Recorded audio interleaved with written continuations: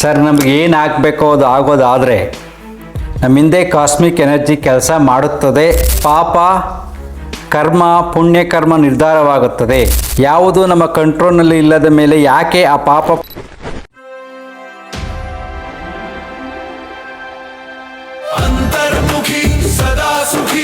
ನಮಸ್ಕಾರ ಸ್ನೇಹಿತರೆ.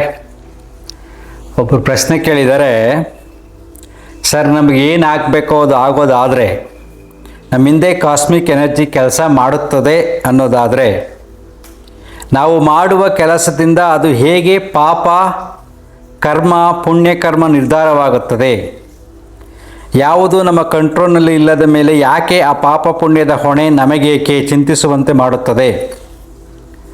ಅದು ಹೇಗೆ ಎಲ್ಲಿಂದ ಈ ಚಿಂತನೆ ಶುರುವಾಗುತ್ತದೆ. ಇದು ಯಾವಾಗಲೂ ನನ್ನಲ್ಲಿ ಮೂಡುವ ಪ್ರಶ್ನೆ. ಈ ಪಾಪ ಪುಣ್ಯದ ಹೊರೆ ಹೊರುವಂತೆ ಮಾಡುವುದು ಬುದ್ಧಿಯೋ ಮನಸ್ಸೋ ಅಥವಾ ಸಮಾಜವೋ. ಈಗ ನಾವು ಸಹಜವಾಗಿ ಹೇಳ್ತಾ ಇರ್ತೀವಿ, ಆಗೋದು ಹಾಗೆ ಆಗತ್ತೆ, ಕಾಸ್ಮಿಕ್ ಎನರ್ಜಿ ಕೆಲಸ ಮಾಡುತ್ತೆ, ನಮ್ಮನ್ನು ಕಂಟ್ರೋಲ್ ಮಾಡುತ್ತೆ ಅಂತ ಹೇಳ್ತಾ ಇರ್ತೀವಿ. ಪಾಪ ಪುಣ್ಯದ ಬಗ್ಗೆನೂ ಮಾತಾಡ್ತಿರ್ತೀವಿ. ನೋಡಿ, ಇಲ್ಲಿ ಸರಳವಾಗಿ ನೀವು ಅರ್ಥ ಮಾಡ್ಕೊಳ್ಳಿ. ಏನಾಗುತ್ತೋ ಆಗುತ್ತೆ, ಆಗ್ಬೇಕಾದ್ರೆ ಅದು ಕೂಡ ನಮ್ಮ ಮೇಲೇ ಡಿಪೆಂಡ್ ಆಗೋದು. ಏನೇನು ಆಗಬೇಕೋ ಅದಾಗುತ್ತೆ ಅನ್ನೋದಾದರೆ ಅದು ಕೂಡ ನಮ್ಮ ಮೇಲೆ. ಹೇಗೆ? ಇದನ್ನು ನಾವು ಯೋಗ ಭಾಷೆಯಲ್ಲಿ ಅನ್ನಮಯ ಕೋಶ ಅಂತ ಕರಿತೀವಿ. ಅನ್ನಮಯ ಕೋಶ, ಪ್ರಾಣಮಯ ಕೋಶ, ಮನೋಮಯ ಕೋಶ, ವಿಜ್ಞಾನಮಯ ಕೋಶ, ಆನಂದಮಯ ಕೋಶ, ಪಂಚಕೋಶಗಳಿಂದ ಆಗಿದೆ. ಇದು ಸಹಜವಾಗಿ ಎಲ್ಲರಿಗೂ ಗೊತ್ತಿರತಕ್ಕಂಥ ವಿಚಾರ. ನಾವು ಪಾಪ ಪುಣ್ಯಗಳ ಕಲ್ಪನೆ ಮತ್ತು ಪ್ರಕೃತಿಯಲ್ಲಿ ಏನೇನು ಆಗುತ್ತೆ ಅನ್ನತಕ್ಕಂಥ ಚಿಂತನೆ ಎಲ್ಲ ಮೂಡಿರೋದು ಮನೋಮಯ ಕೋಶ ಮತ್ತು ವಿಜ್ಞಾನಮಯ ಕೋಶದಿಂದ.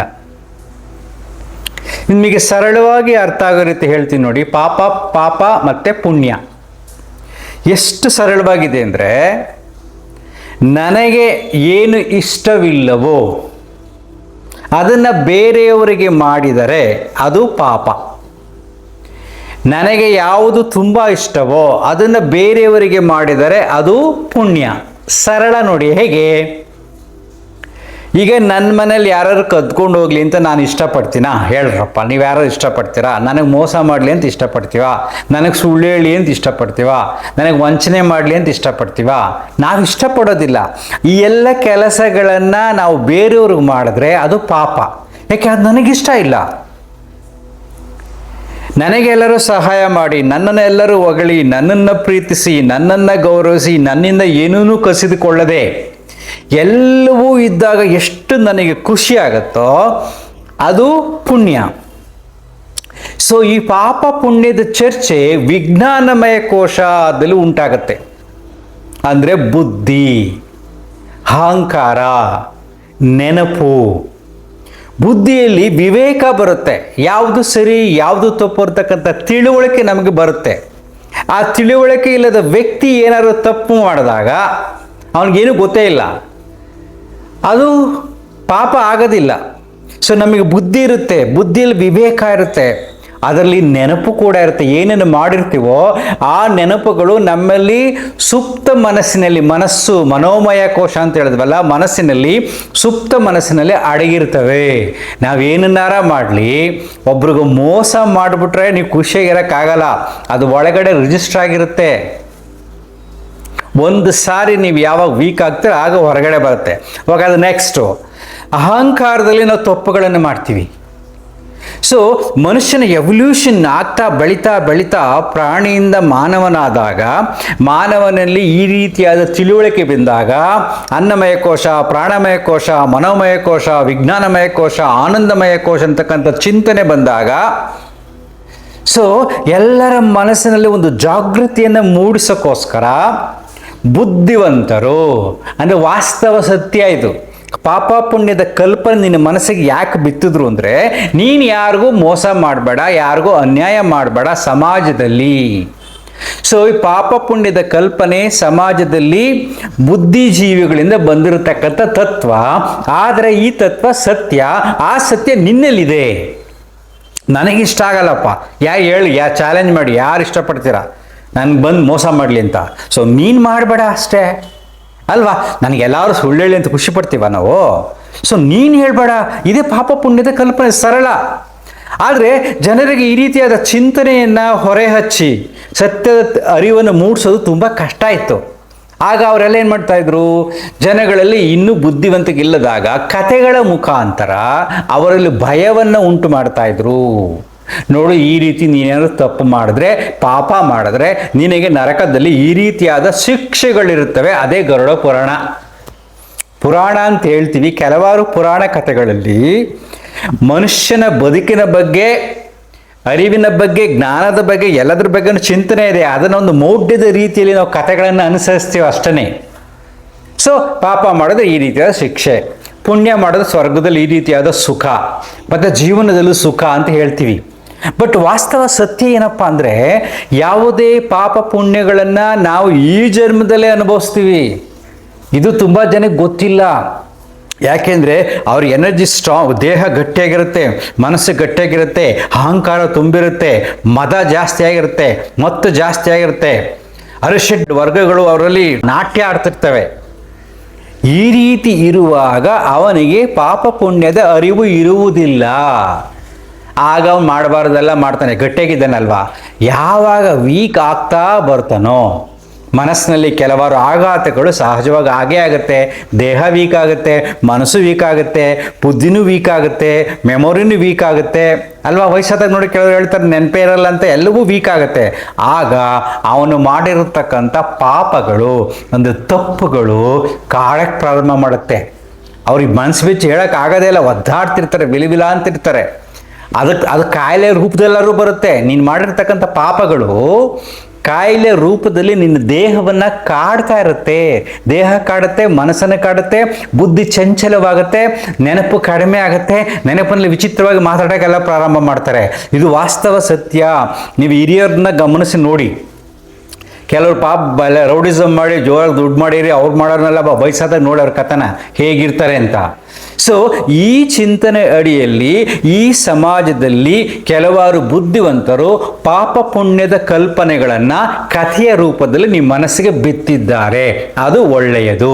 ಸೊ ವಾಸ್ತವದಲ್ಲಿ ನಾವು ಈ ಬುದ್ಧಿವಂತರು ಹೇಗೆ ಚಿಂತನೆ ಮಾಡಬೇಕು ಅಂದರೆ, ನನ್ನ ಮನಸ್ಸಿಗೆ ನನಗೆ ಏನು ಇಷ್ಟವಿಲ್ಲವೋ ಅದನ್ನು ಬೇರೆಯವ್ರಿಗೆ ಮಾಡಬಾರ್ದು. ಮಾಡಿದರೆ ಪಾಪ, ಪಾಪ ಪ್ರಜ್ಞೆ ಅಂತ ಕರಿತೀವಿ ನೋಡಿ. ಸುಪ್ತ ಮನಸ್ಸಿಗೆ ಹೋಗುತ್ತೆ, ರಿಜಿಸ್ಟರ್ ಆಗಿರುತ್ತೆ, ಗ್ಯಾರಂಟಿ ಒಂದಿನ ಸ್ಟ್ರೈಕ್ ಆಗುತ್ತೆ.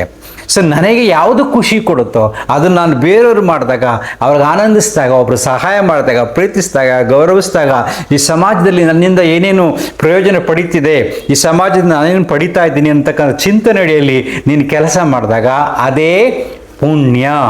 ಬೇರೆಲ್ಲ ಕಥೆಗಳು ಈ ರೀತಿಯಾದ ಮನಸ್ಸನ್ನು ಜಾಗೃತಿಗೊಳಿಸಲು ಮಾಡಿರತಕ್ಕಂಥ ಕಥೆಗಳು. ಅಂದರೆ ಸಮಾಜನೇ ಹೇಳಿರೋದು ಮತ್ತು ಬುದ್ಧಿವಂತರೇ ಹೇಳಿರೋದು. Next is very very simple. ನೋಡ್ರಪ್ಪ, ಯಾವುದೇ ಜ್ಞಾನಿಗಳು ನೀ ಎಷ್ಟೇ ಗ್ರಂಥಗಳನ್ನು ಓದಿದ್ರು, ಶಾಸ್ತ್ರಗಳನ್ನು ಓದಿದ್ರು, ಕೊನೆಗೆ ಉತ್ತರ ಕೊಡೋದು ನಿನ್ನ ಮನಸ್ಸೇ. ಇಂಥ ಶ್ಲೋಕದಿಂದ ಇಂಥ ವಿಚಾರ ಬಂದಿದೆ ಅಂತ ಆ ವಿಚಾರ ಮನಸ್ಸಿಗೆ ಹೋಗಿ ಮನನವಾಗಿ ಕೆಲಸ ಮಾಡೋದು ಯಾವುದು? ನಿನ್ನ ಮನಸ್ಸು. ಅದಕ್ಕೆ ಮನಸ್ಸನ್ನು ಒತ್ತಡ ಭರಿತವಾಗಿ ನಾವು ಇಟ್ಕೋಬೇಕು. ಅದಕ್ಕೆ ಎಲ್ಲ ಶಾಸ್ತ್ರಗಳು ಬಂದದ್ದು. ಪ್ರಾರ್ಥನೆ, ಪೂಜೆ, ಧ್ಯಾನ, ಯೋಗ, ಸತ್ಸಂಗ, ಈ ಸಮಾಜ ಸೇವೆ, ಸಾಧನೆ ಇವೆಲ್ಲವೂ ಬಂದದ್ದು ಮನಸ್ಸನ್ನು ಸ್ವಚ್ಛವಾಗಿ, ಸದೃಢವಾಗಿ, ಯಾವುದೇ ಒತ್ತಡವಿಲ್ಲದೆ, ಯಾವುದೇ ಅಪರಾಧ ಮನೋಭಾವವಿಲ್ಲದೆ ಇಟ್ಕೊಂಡಾಗ ನಿನಗೆ ಪುಣ್ಯದ ಅರಿವು ನಿನಗೆ ಮೂಡುತ್ತೆ. ಮನಸ್ಸು ಆನಂದವಾಗುತ್ತೆ, ನಿನಗೆ ಫೀಲ್ ಆಗುತ್ತೆ ನಾನು ಪುಣ್ಯಾತ್ಮ ಅಂತ. ಸೊ ಕೆಲವರು ಹೇಳ್ತಾ ಇರ್ತಾರಪ್ಪ, ಅಪ್ಪ ಅಮ್ಮ ಮಾಡೋದು ಪಾಪ ಮಕ್ಕಳು ಅನುಭವಿಸ್ತಾರೆ ಅಲ್ವಾ. ನೀವು ಸಹಜವಾಗಿ ಕೇಳಿರ್ತೀರಲ್ವಾ, ಅದೂ ಕೂಡ ಸತ್ಯವೇ.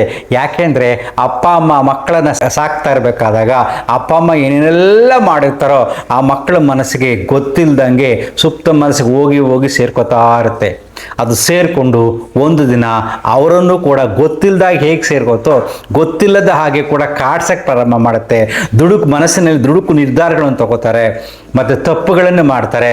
ಅವರ ದೇಹ ಕೂಡ ಶಿಕ್ಷೆಯನ್ನು ಅನುಭವಿಸುತ್ತೆ, ರೋಗಗಳು ಬರ್ತವೆ. ಯಾಕಂದರೆ ಒಳಗಡೆ ಸುಪ್ತ ಮನಸ್ಸಿನಲ್ಲಿ ಎಲ್ಲ ಸ್ಟೋರ್ ಏನು ಚಿತ್ರಗುಪ್ತ ಅಂತ ಕಥೆಗಳನ್ನು ಕೇಳ್ತಿರಲ್ಲ, ಚಿತ್ರಗುಪ್ತ ಎಲ್ಲ ಇಲ್ಲೇ ಇದ್ದಾರೆ. ಅಂದರೆ ಸಬ್ ಕಾನ್ಷಿಯಸ್ ಮೈಂಡ್, ಸುಪ್ತ ಮನಸ್ಸಿನಲ್ಲಿ ನಾನಾ ಪದರಗಳಿದೆ, ನಾನಾ ಸ್ತರಗಳಲ್ಲಿ ಬರುತ್ತೆ.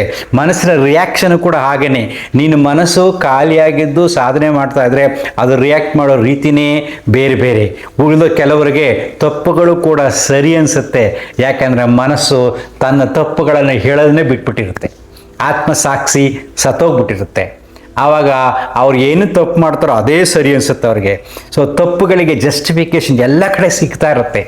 ಆದರೆ ನಿಜವಾದ ಸತ್ಯ ಅರಿವಾಗೋದು ನಿನ್ನ ಸುಪ್ತ ಮನಸ್ಸಿಗೆ.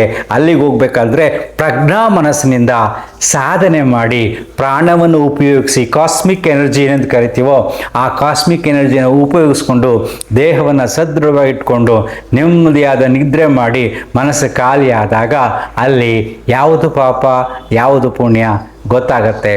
ಸೊ ಪಾಪ ಮಾಡಿದರೆ ಅದನ್ನು ಸ್ವೀಕರಿಸಿ ಹೃದಯಪೂರ್ವಕವಾಗಿ ಕ್ಷಮೆ ಕೇಳಿ ಪುಣ್ಯದ ಕೆಲಸ ಮಾಡೋಕ್ಕೆ ಹೋಗಿ, ಆಗ ನೀವೇ ಪುಣ್ಯಾತ್ಮನಾಗ್ತಾರೆ. ಬಟ್ ಒಂದಂತೂ ಸತ್ಯ, ನೀನು ಏನನ್ನಾದರೂ ಮಾಡು, ಎಲ್ಲವೂ ಈ ಜೀವನದಲ್ಲೇ ಅನುಭವಿಸಿ ಹೋಗಲೇಬೇಕು. ನರಕ ಸ್ವರ್ಗ ಅನ್ನತಕ್ಕಂಥದ್ದು ಒಂದು ಕಲ್ಪನೆ. ಅದನ್ನು ಯಾಕೆ ಮನಸ್ಸಲ್ಲಿ ಬಿತ್ತಿದ್ದಾರೆ ಅಂದರೆ ಒಳ್ಳೆ ಕೆಲಸ ಮಾಡಲಿ ಅಂತ ಅಷ್ಟೇ, ಬೇರೇನು ಇಲ್ಲ. Thank you.